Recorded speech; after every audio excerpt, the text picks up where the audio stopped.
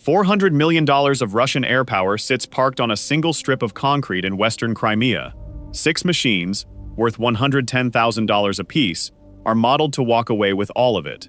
Not by blowing up 6 jets, by making sure none of them can move. This is Saky Airbase, on the coast near Novofedorivka, 30 kilometers west of Simferopol.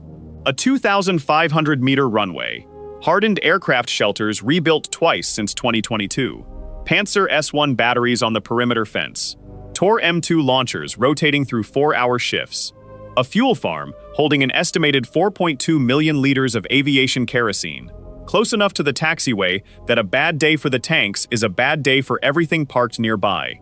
The base sits inside a coastal exclusion zone that, on paper, keeps civilian boat traffic and low-flying aircraft well clear of the perimeter, a buffer that matters less than it should once you understand how the radar picture actually behaves at wave height. Ukraine's planning cells have run this exact scenario more than once. 6 Bober long-range drones, 20 kilograms of explosive in each nose, total cost roughly $660,000. Against a fleet worth 600 times that number, nobody expects 6 drones to destroy 6 jets in one pass. That's not the question. The question is what happens to an airbase that can't taxi, can't refuel, and can't get its aircraft off the ground fast enough to matter. Keep that fuel farm number in your head. By the end of this, it's going to matter more than any of the aircraft parked on that apron. Saky isn't a random target. It's the base that already got hit once, on August 9, 2022, when a string of explosions tore through the eastern dispersal area in broad daylight. Planet Labs and Maxar satellite images taken within hours showed at least 9 aircraft destroyed or damaged, mostly Su-24M fencers and Su-30SM flankers belonging to Russia's 43rd Independent Naval Attack Aviation Regiment. Russia never confirmed a strike. Officially, it was detonation of ammunition storage. Ukraine never officially claimed it either. Everyone else drew their own conclusion from the smoke column visible on tourist beach footage 6 kilometers away. The footage itself is worth sitting with for a moment, because it says something about how this war gets documented. Sunbathers on the beach at Saky, phones out, filming a column of black smoke rising over a military installation, while lifeguards tried to clear the water, not because anyone told them to evacuate, but because nobody had told them not to stay. That single afternoon of open-source video did more to confirm the strike's scale than any official statement from either government. Analysts cross-referenced timestamps against satellite passes, matched smoke plume angles to wind data pulled from regional weather stations, and built a damage estimate almost entirely from material civilians uploaded for reasons that had nothing to do with military intelligence. Since then, Saky has been rebuilt. New revetments, new taxiway sections, new Pantsir S-1 positions, moved closer to the runway threshold. The Russian Air Force did not walk away from western Crimea after 2022. It dug in harder, which is exactly why this base is worth modeling again. The reconstruction effort itself left traces. Commercial satellite imagery from mid-2023 through early 2025 shows a base that grew more layered, not more spread out. Engineers packing additional revetments into the same footprint rather than dispersing the fleet to reduce concentration risk. Likely because dispersal would mean giving up the hardened shelter infrastructure that took years to build. That's a trade-off worth noticing. Russia chose density and protection over distribution, betting that thicker concrete beats a wider spread. The Saky scenario is, in a real sense, a test of whether that bet was the right one. The Bober is not Ukraine's most famous drone. That title probably belongs to something faster or flashier. But the Bober, Ukrainian for beaver, has quietly become one of the workhorses of the deep strike campaign. Fixed wing, propeller-driven, roughly the wingspan of a small ultralight aircraft. Its stated range figures, cited by Ukrainian officials in various briefings since 2023, run past 800 kilometers, depending on payload. A 20-kilogram warhead, a unit cost that Ukrainian manufacturers have put at around $110,000. Expensive for a hobbyist, laughably cheap for anything that flies into contested airspace and comes back off Russia's order of battle. The airframe itself is deliberately unglamorous. No stealth coating, no exotic composite structure, nothing that would draw scrutiny from export control regimes if a shipment of parts got flagged somewhere along its supply chain. Componentry sourced where it can be sourced, commercial-grade autopilot boards, off-the-shelf engines adapted from general aviation applications, a fuselage that can be built in a workshop rather than a purpose-built aerospace factory. That's not an accident. It's the entire manufacturing philosophy behind the program. Build something a small team can assemble in volume. Something that doesn't require the kind of specialized tooling that becomes a single point of failure the moment a factory gets targeted. Compare that to what it's flying at. A single Su-30SM flanker runs somewhere north of $40 million. A Su-24M, older, but still armed with guided bombs and anti-ship missiles, is valued closer to $25 million. On the used end of a shrinking market, Russia can no longer restock quickly because Western sanctions choked off the imported avionics components its production lines depended on. Put 6 to 8 aircraft on the Saky apron on a typical day, and you're looking at somewhere between $200 million and $400 million of hardware sitting on one runway. The modeling cell behind this scenario works inside a Ukrainian drone unit that, for obvious reasons, doesn't publish an org chart. Call the lead planner by the working name used in the briefing documents, Argus. Argus has run variations of the Saky problem for the better part of a year, adjusting for new satellite imagery every time Russia moves a Pantsir battery or pours a new concrete pad. Argus's core belief, stated plainly in the planning notes, airbases don't die from single big hits anymore. They die from 1,000 small cuts to the things that let jets actually fly: fuel lines, taxiway surfaces, ground crews, shelter doors. Kill the fuel farm and the aircraft, however intact, are just very expensive lawn ornaments. Before any of this reaches a planning table, it passes through a smaller, quieter process that rarely makes it into these breakdowns, the imagery cell that actually reads the satellite passes. Call the analyst on this file by her working name, Lyra. Lyra's job for the better part of 18 months has been staring at grayscale overhead photography of a single airbase, looking for the kind of change a casual viewer would scroll past without noticing. A shipping container that wasn't there last Tuesday. A vehicle track pattern in the gravel beside the fuel farm that suggests a new access route. A shadow length that, cross-referenced against the sun angle, for that date and latitude, reveals a structure's height to within half a meter. Lyra's methodology is almost boringly procedural. Every pass gets logged against a baseline image from the previous rebuild phase. Every discrepancy gets flagged, dated, and cross-checked against at least one other imagery source before it makes it into a briefing packet. Planet Labs' daily coverage for change detection, higher resolution Maxar tasking for anything that needs confirming at object level, and occasionally commercial radar imagery when cloud cover sits over the peninsula for days at a stretch, which it frequently does in a Crimean winter. It was Lyra's team that first flagged the Pantsir battery's 4-hour rotation pattern, not from any single dramatic photograph, but from 11 months of time-stamped passes showing vehicle movement clustering around the same windows, day after day, with a regularity that only makes sense as an institutional habit rather than a coincidence. You don't find the vulnerability, Lyra is quoted as telling a junior analyst in a training note included with the planning file. You find the pattern. The vulnerability is just what's left over once you understand the pattern well enough.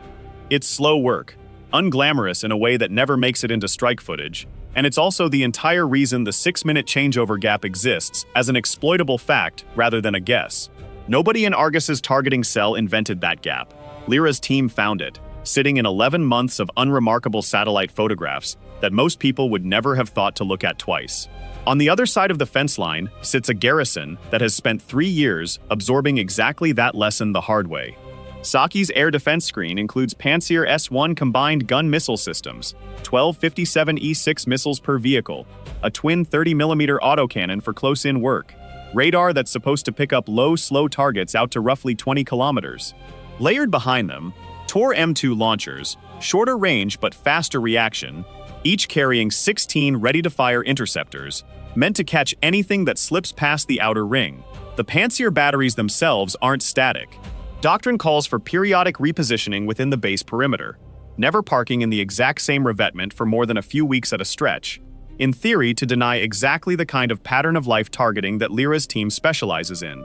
In practice, according to the imagery record, repositioning happens roughly on schedule about 2/3 of the time.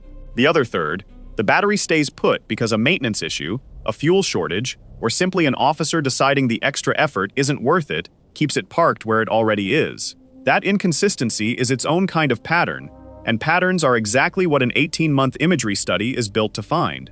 On paper, that's a lot of steel standing between 6 drones and a runway. Here's the complication that recasts the whole problem. Pantsir radar has a documented weak spot against low-altitude approaches over water. Ukrainian military reporting and independent analysis of strike footage from Black Sea coastal targets going back to 2023 points to the same pattern again and again. Targets flying low over the sea, hugging the wave clutter, get picked up late. Sometimes only seconds before impact. The radar isn't broken. It's just fighting physics. A slow-moving fixed-wing drone 15 meters above the water looks a lot like sea return on a screen tuned to catch fast jets and cruise missiles coming in high. There's a technical reason this gap persists that's worth spelling out. Because it isn't a design flaw so much as a trade-off baked into every ground-based air defense radar of this generation. To filter out the constant noise of waves, which reflect radar energy in ways that change second to second with sea state, wind, and swell direction, the system's signal processing has to apply a clutter rejection threshold. Set that threshold too low, and the operator's screen fills with false returns from every white cap on the horizon, making the display functionally useless. Set it too high, and anything moving slowly and low enough to resemble the surface it's flying over gets filtered out along with the noise. Pantsir, like most systems of its era, errs toward the second failure mode because an unusable screen is a worse operational outcome than an occasional missed slow target, right up until the day that trade-off gets exploited on purpose by someone who spent 18 months studying exactly how the filter behaves. That gap is the whole plan. 6 Bober drones don't need to outrun a Pantsir. They need to stay under its comfortable detection envelope long enough to get where they're going. There's a detail in the planning documents that stuck with whoever first briefed this scenario to command. A note buried in the margins, almost an afterthought. It says the Pantsir crews at Saky rotate on a 4-hour cycle, and the changeover window, roughly 6 minutes long, is when situational awareness at the battery drops hardest. Not because the new crew is worse, because for those 6 minutes, nobody at that specific position is fully looking at the screen. Most people assume a system like Pantsir S1 is airtight the moment it's switched on. Radar spinning, missiles cocked, crew locked in. It isn't. It's a shift work job, staffed by conscripts and contract soldiers pulling long rotations in a hardened but boring box. And boredom is when reaction time slips. Picture the actual handoff, because the planning documents describe it in more granular terms than most viewers would expect. The outgoing operator has been staring at the same scope for close to 4 hours, logging nothing more exciting than fishing boats, and the occasional commercial flight corridor traffic passing well outside the exclusion zone. The incoming operator arrives, runs a verbal handoff, current tracks, any anomalies, weapon status. That briefing note puts it somewhere between 90 seconds and 4 minutes, depending on how thorough the crew happens to be that day. During that handoff, both operators are, to some degree, looking at each other and not the scope. It's not negligence. It's just what a face-to-face verbal briefing requires. And nobody has redesigned the procedure to eliminate that dead zone because, until now, nobody had modeled an attack timed specifically to land inside it. The plan calls for 6 airframes split 3 ways. 2 Bobers assigned to the taxiway junction that links the western shelter row to the runway, not the shelters themselves, the strip of concrete between them, and the only way out. 3 Bobers assigned to the fuel farm's above-ground storage tanks on the base's eastern edge. 1 Bober held back to hit whatever is sitting exposed on the ready alert apron when the first explosions land. The aircraft crews haven't had time to move yet. Before any of the 6 cross the coastline, 2 decoy drones launch first. Cheap, expendable, carrying no warhead at all. Just enough radar cross-section to look like something worth chasing. Their job is to fly a lazy loop toward the eastern approach, pulling Pantsir radar attention in the wrong direction, while the real strike package comes in low from the southwest, over open water. I went back through the planning notes Argus's team put together, and one detail kept nagging at me. The whole 6-drone package flies at barely 15 meters above the sea surface for the final approach, low enough that wave spray occasionally clips the underside of the fuselage in the simulation runs. That's not a comfortable altitude. That's an altitude chosen because the alternative, flying higher to stay dry, gets you found. Weather almost killed the plan entirely in one modeled run. A winter storm system rolling off the Black Sea in the February scenario pushed sustained crosswinds past 40 kilometers an hour across the final approach corridor, enough to knock a lightweight fixed-wing airframe off its planned track by hundreds of meters at that altitude. Argus's team solved it the unglamorous way. They built 3 separate wind correction profiles in advance, one for calm seas, one for moderate chop, one for exactly this kind of storm, and had the operators pick the right one off the morning forecast, instead of trying to improvise corrections mid-flight. That's the unglamorous truth about most of these operations. It isn't the explosion that determines whether the mission works. It's whether somebody did the boring homework 3 weeks earlier. The people actually flying these things rarely get any airtime in stories like this. And that's usually deliberate, operational security, mostly, and the fact that a face attached to a strike package becomes a face attached to a target list. But the working profile attached to this scenario's lead operator is worth a moment, because it undercuts the image most people carry of who does this work. Call him by his call sign, Saky, Ukrainian for owl. Before 2022, Saky was an agricultural drone operator, the kind of job that involved flying multi-rotor sprayers over sunflower fields in Kherson Oblast, calibrating payload release rates down to the milliliter so a farm collective didn't waste fertilizer on ground that had already been covered. It's a skill set that maps onto long-range strike operations more directly than most people would guess. Payload management, wind compensation, terrain following flight at low altitude, all of it transferable from a peacetime job that had nothing to do with the military. Saky's unit recruited him in the fall of 2022, after the Kherson region came under occupation, and then, months later, liberation, displacing his family twice in the process. His training record, included in the planning file's personnel annex, shows something closer to an apprenticeship than a formal course, paired with a more experienced operator for the first dozen live missions, gradually taking over more of the flight profile until he was running his own sorties independently.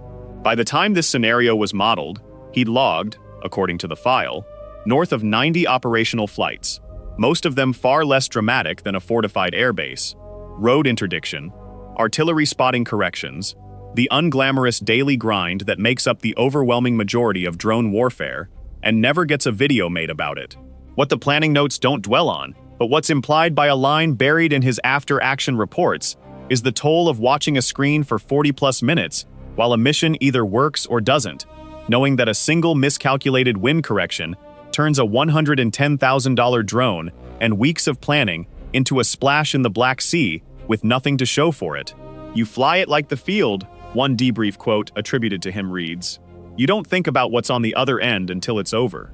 Whether that's true or just something a tired operator tells himself at 3 in the morning is the kind of question this footage can never quite answer. Now, the emotional weight of this shifts, because it isn't only concrete and fuel tanks on that base. Roughly 1,400 personnel are estimated to rotate through Saky on any given month. Pilots, ground crews, air defense operators, maintenance technicians, cooks, drivers. Every planning document for a strike like this includes a line most viewers never think about. The targeting is built around infrastructure, deliberately routed around barracks and personnel areas where possible, because a strike that kills conscripts sleeping in a dormitory produces a very different kind of video than a strike that burns an empty fuel tank. Whether that distinction holds up in 6 minutes of low-altitude chaos over a live target is a different question, and it's one worth sitting with. It's worth naming what's actually being weighed in that targeting decision, because it's easy to wave past as a footnote. The dormitory blocks at Saky, based on the base layout visible in satellite imagery, sit roughly 600 meters from the nearest shelter row, close enough that a targeting error of a few hundred meters, the kind of margin a fixed-wing drone at 15 meters altitude and 40-kilometer-an-hour crosswinds can absolutely produce, is not a hypothetical risk. It's a real one, acknowledged in Argus's own risk assessment, and it's part of why the taxiway and fuel farm targets were chosen specifically for their distance from personnel housing rather than purely for tactical value. There were other targets on the base, a maintenance hangar, a communications relay, that scored higher on pure disruption value in early planning iterations, and both got dropped from the final target list specifically because their proximity to barracks made the personnel risk too high relative to the payoff. That's not something that shows up in strike footage. It shows up as an absence, as a target that could have been hit and wasn't. Somewhere in that maintenance hangar, on any given night, is a conscript nobody in this story will ever name. A 19-year-old airframe mechanic pulled from a technical college in Rostov, working a rotation he didn't choose on equipment he was trained on for 6 weeks instead of 6 months, because the war has compressed training pipelines the same way it's compressed everything else. He isn't a target. He was never going to be a target. But he's also the reason the targeting cell spent extra hours pushing the taxiway strike points 40 meters further from the hangar wall than the pure disruption math called for. It's a small, unglamorous mercy, buried in a coordinate adjustment nobody watching the footage will ever notice, and it's the kind of detail that separates a planning document from a kill list. Here's what this tells us about the shape modern war has taken in the Black Sea theater. 20 years ago, taking an airbase off the map meant a cruise missile barrage, a squadron of strike aircraft, or a special forces raid with demolition charges. Expensive, high risk, hard to repeat. What Ukraine has built instead is something closer to attrition by 1,000 cheap machines, each one individually survivable to lose, collectively unsustainable for the other side to keep absorbing. It's not more humane, it's not less deadly, it's just a completely different arithmetic of who can afford to keep playing. The first obstacle in the actual scenario run showed up before a single drone left the ground.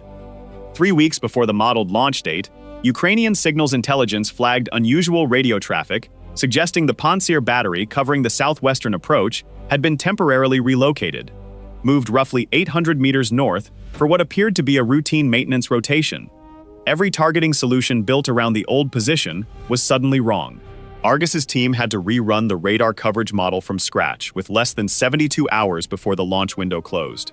They pulled it off by leaning on a second satellite pass that happened, by luck, to catch the new position clearly enough to remodel the coverage gap. That 72-hour scramble is worth dwelling on for a second, because it's the kind of detail that gets compressed into a single sentence in most retellings, and deserves better. Rerunning a radar coverage model isn't a matter of moving a marker on a map. It means recalculating line of sight from the new battery position across the entire approach corridor, accounting for terrain masking from the low ridgeline north of the base, rederiving the detection envelope at 15 meters altitude given the radar's new elevation and orientation, and then revalidating the 6-minute changeover timing against a position where the crew's field of view, and therefore what looking away during handoff actually means geometrically, has shifted.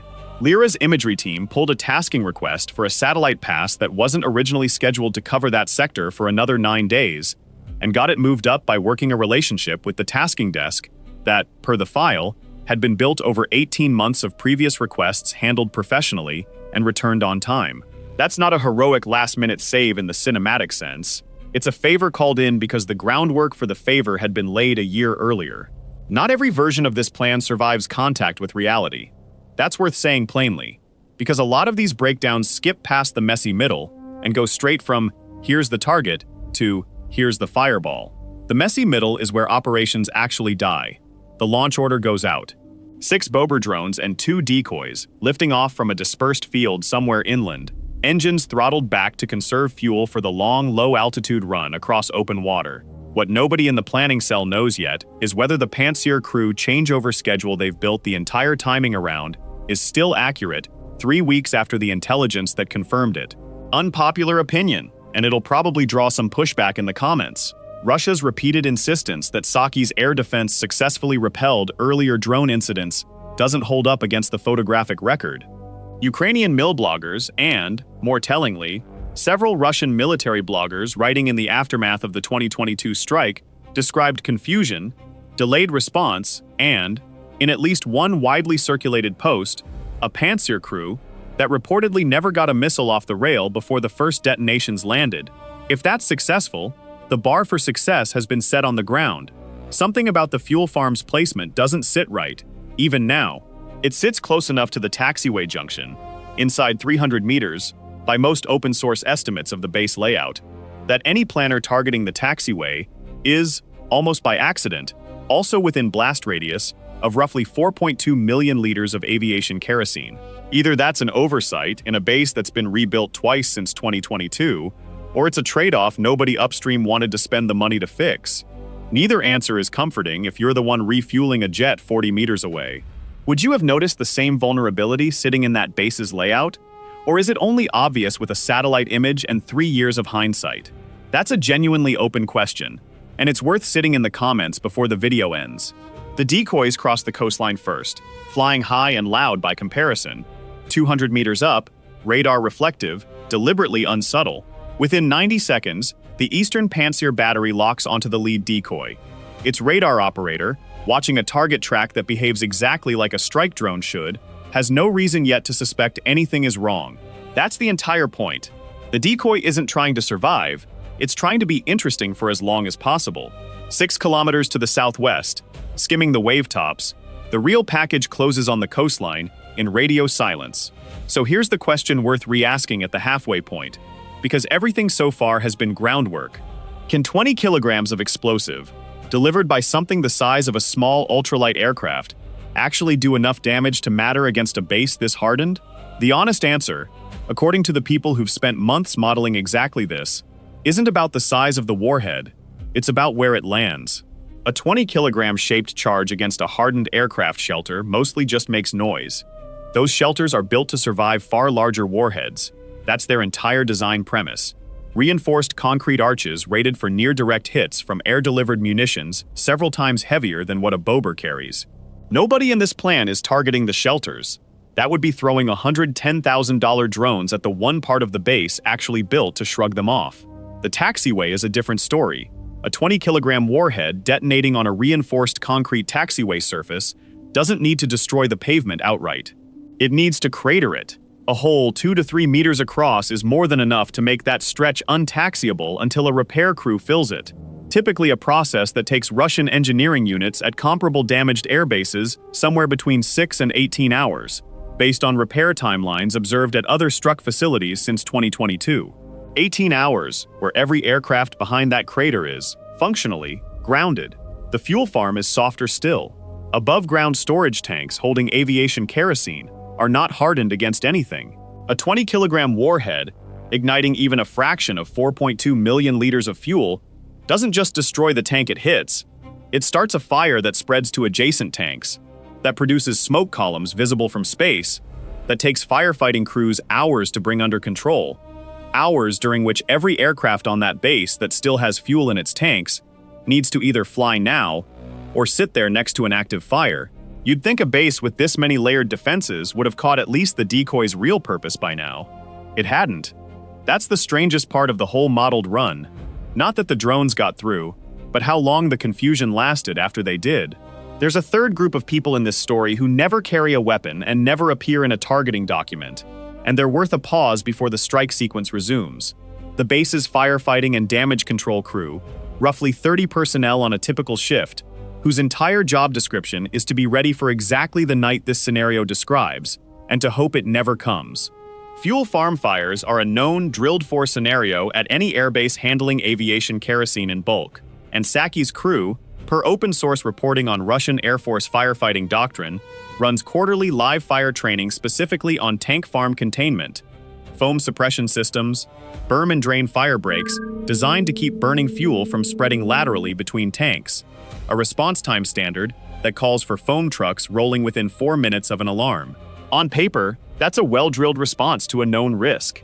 What the doctrine doesn't drill for is 3 simultaneous detonations 11 seconds apart across a tank row that's already lost its containment berms to blast damage. The planning file's damage assessment notes, almost clinically, that the standard 4-minute response window assumes the access road to the tank farm remains passable, an assumption that holds until the taxiway strike, happening at nearly the same moment 200 meters away, sends debris and a secondary fire across the same road the foam trucks need to use. It's not that the fire crew fails, it's that the plan, deliberately, gives them 2 problems to solve with equipment sized for 1. At the modeled strike clock reading 0212, the first 2 Bober drones reach the taxiway junction. Both detonate within 4 seconds of each other.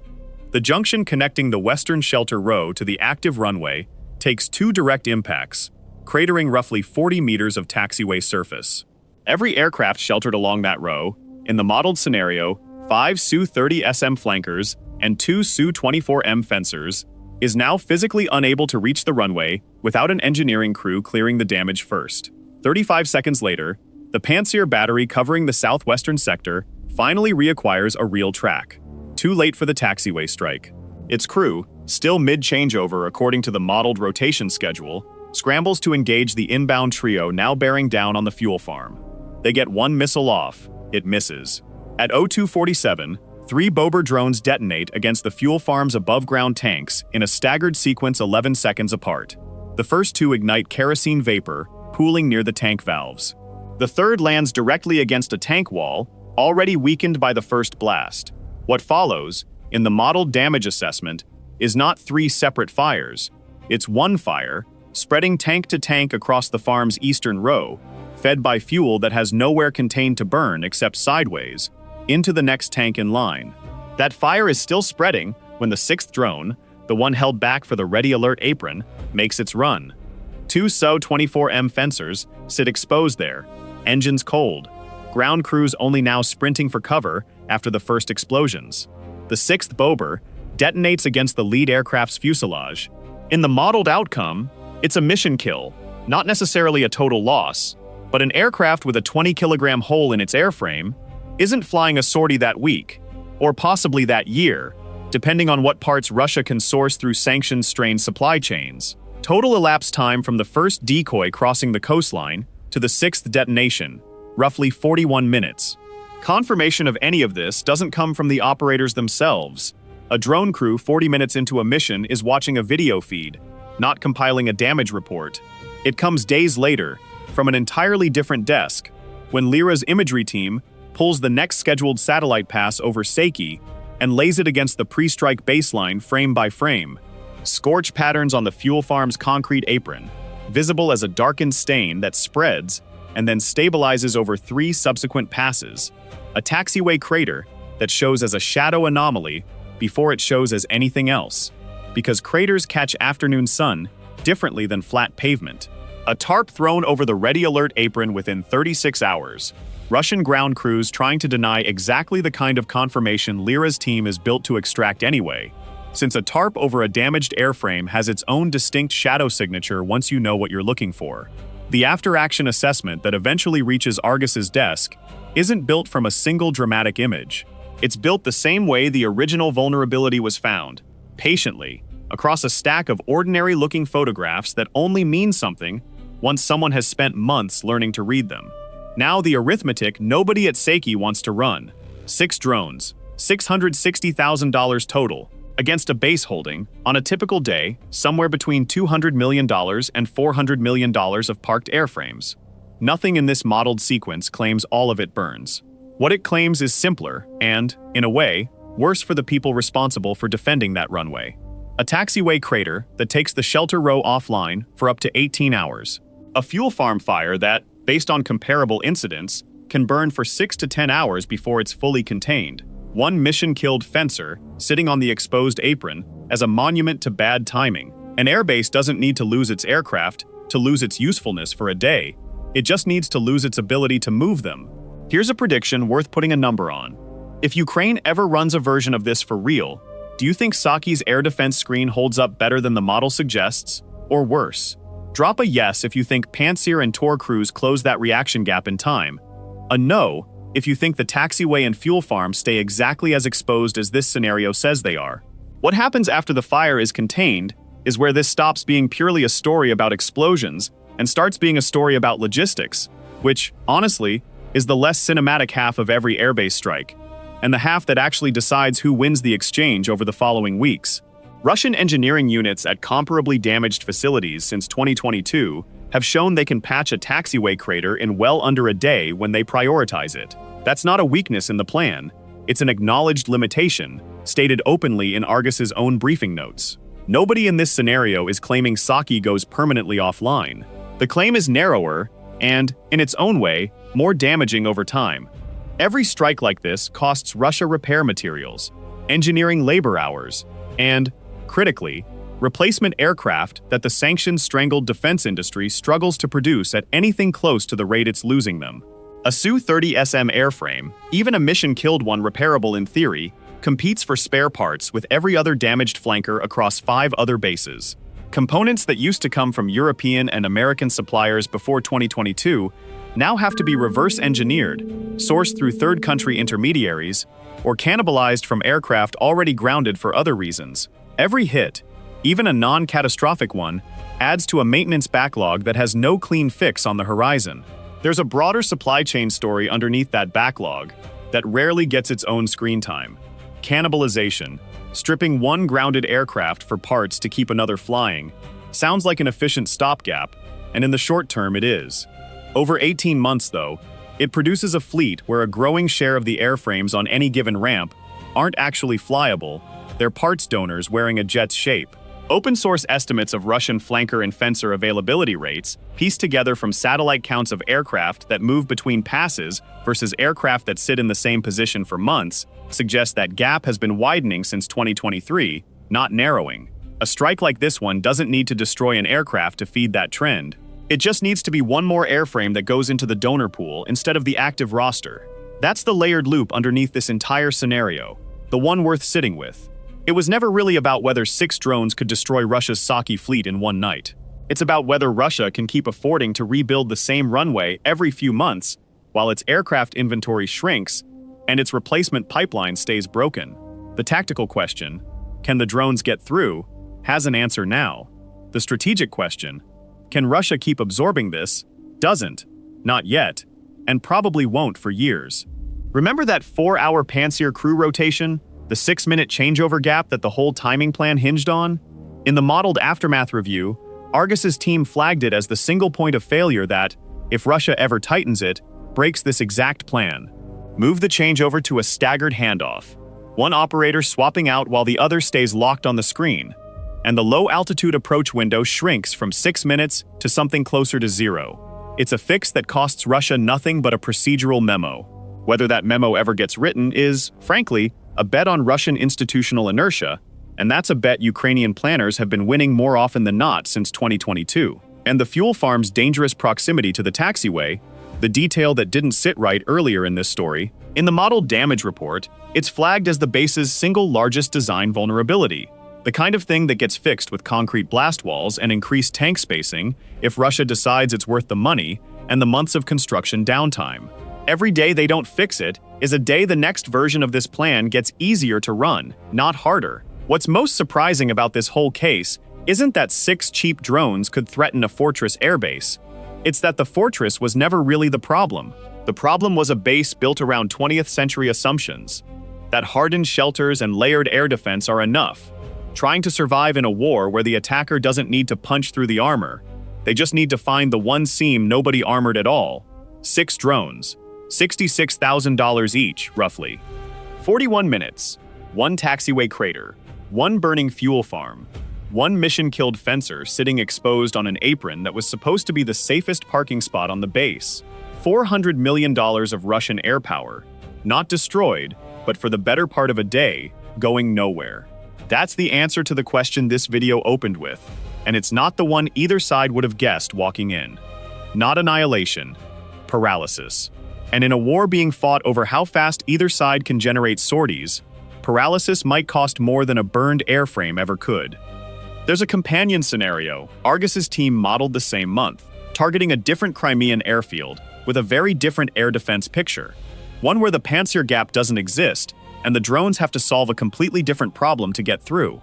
That's a story for another video. If this kind of frontline breakdown is what you come here for, subscribe to Frontline Ledger. We put these declassified engagement records together every week. Tell us in the comments which airbase you want modeled next. And if you think this scenario got the defensive math wrong somewhere, say so. We read every one of them.